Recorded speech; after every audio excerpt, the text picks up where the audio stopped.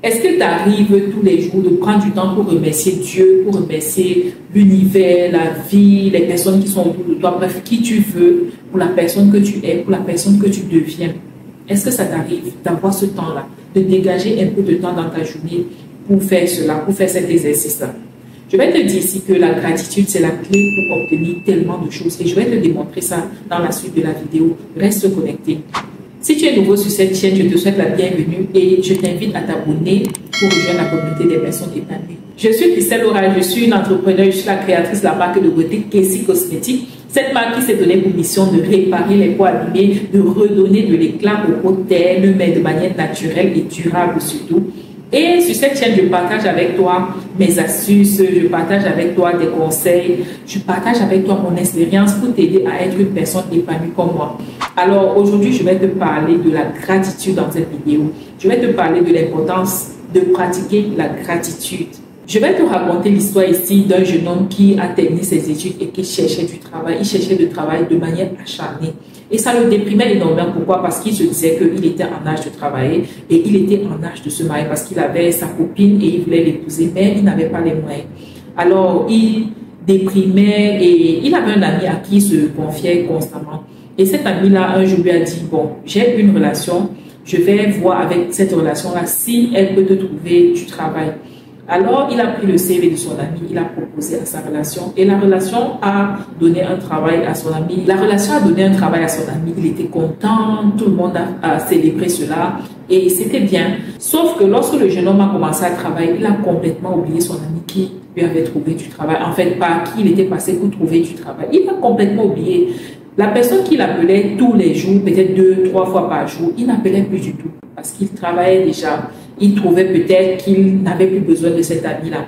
Alors, il s'est passé du temps, environ 6-7 mois, et il a commencé à avoir des problèmes dans son lieu de service. En fait, dans son lieu de service, on a dit qu'on devait réduire l'effectif des employés. Là, il s'est trouvé en danger et il est revenu vers cet ami.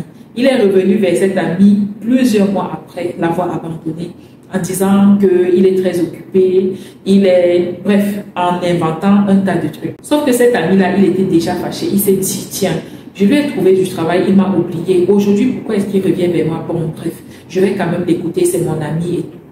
Seulement quelques jours après l'avoir recontacté, il lui pose véritablement son problème. Il lui explique que dans son entreprise, on va bientôt licencier parce qu'on veut diminuer l'effectif. Est-ce qu'il peut intervenir auprès de la relation qui lui avait permis d'avoir du travail afin que son nom ne figure pas dans la liste des licenciements? Mais son ami était déçu parce qu'en réalité, il avait trouvé le travail à 2 personnes et l'autre personne était restée très proche de lui, il était resté toujours en contact avec lui et cette personne-là était aussi dans le même problème, dans la même situation.